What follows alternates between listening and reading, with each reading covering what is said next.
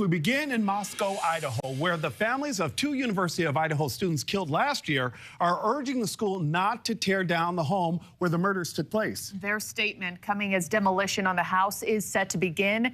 Nancy Liu is in Moscow, Idaho with the latest. And Nancy, a lot of mixed emotions surrounding this demolition later this morning.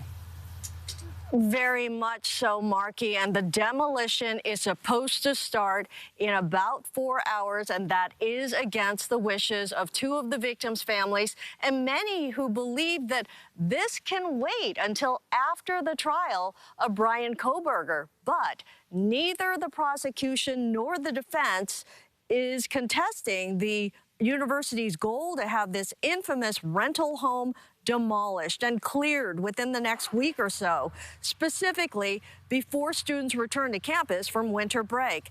Extensive 3D imaging, videos, photos, and measurements have been documented inside, where Ethan Chapin, Xana Kernodle, Maddie Mogan, and Kaylee Gonsalves were stabbed to death last November, just over a year ago. Many argue the scene should be preserved in case of a possible jury visit during trial. The Gonsalves and Kernodle families are calling the demolition madness, noting that the physical structure may answer questions about access points, views, vantages, and audio capabilities inside.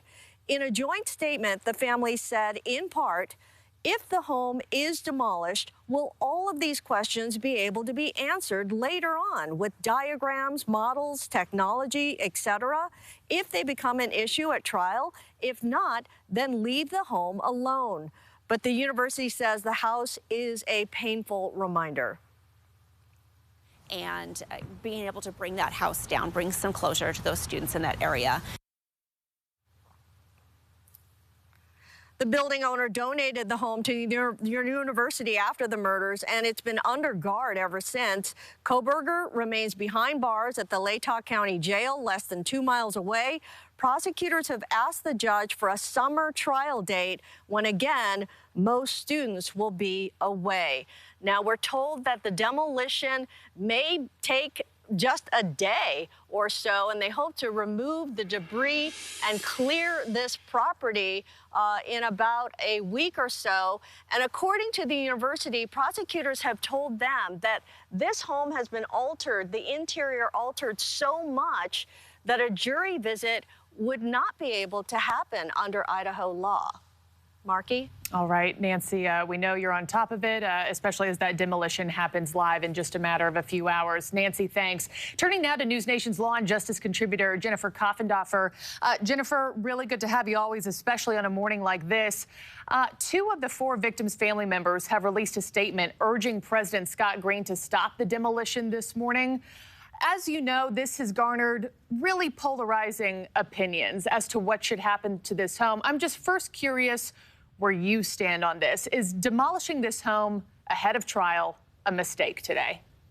I think it's a mistake, Marky. Look, once you demolish it, you can never get it back. And that house, even though it's been altered, still can answer a lot of questions for jurors. It can answer what those stairs sound like. It could answer a question of Dylan Mortensen. What was her angles when she saw the intruder? It can answer the proximity of that house to that ring camera that recorded very important information that we have in the probable cause affidavit. So I think it will be a true mistake if this house is demolished, which it looks like it's going to be, Marky. Yeah, in just 4 hours. You know, Jennifer, I have the statement from the Gonsalves and the Kernodle families right in front of me here. They list off a litany of questions, you know, how will you be able to answer these if the house is gone? Is there audio evidence? What can you hear standing outside the house? What can you hear inside the house? What were the vantage points of the roommates? The president of the university obviously made a very different decision here, and we can argue all day long, you know, for legal or trial reasons, should this house stay? But is the president, should he have been more obligated to the current students and staff at this university and their healing process? Did he make the right choice for the school, I guess? I think when you put into the balance, Marky, possible justice being affected in terms of juror decisions if they ended up touring that house, compared with the eyesore or the view that it holds some sort of reminder. Look, no one is going to forget what happened there, and I just think when you weigh that out, that house should stay. Yeah. In cases like this where the scene of the crime will be destroyed before a trial is even set to begin, for the prosecution and also the defense, what kind of access have they had? What have they recorded to be able to show to this jury next year, who, of course, won't be able to walk it and see it for themselves? Well, they're going to be able to make a model. They're going to have amazing video coverage of what happened. But Marky, as I always say, just think of the video that you might see when you're looking for a home, and then you go to the home and you say, wait a minute, that ceiling is way taller, or, oh my gosh, the acoustics are terrible in here, or there's stairs are creaking. So no video will ever take the place. And recall too, Marky, in the Murdaugh trial, how important that visit was. Jurors spent over 30 minutes there, and jurors said later that really helped them make the decision. Yeah, and so, with this specific case, you bring up that point, with this jury not being able to walk the home, see the home, like you're saying, how will that impact their decision making? And do you think there's already so much evidence stacked up against Kohberger that a house tour wouldn't make much of a difference here? Well, certainly the prosecution is holding that. That's what they believe, Marky. They think that they have such a strong case, they don't need the house. Meanwhile, the defense is saying, we don't want anyone in that murder house. That's how it would be viewed. So neither side really cares about this house remaining.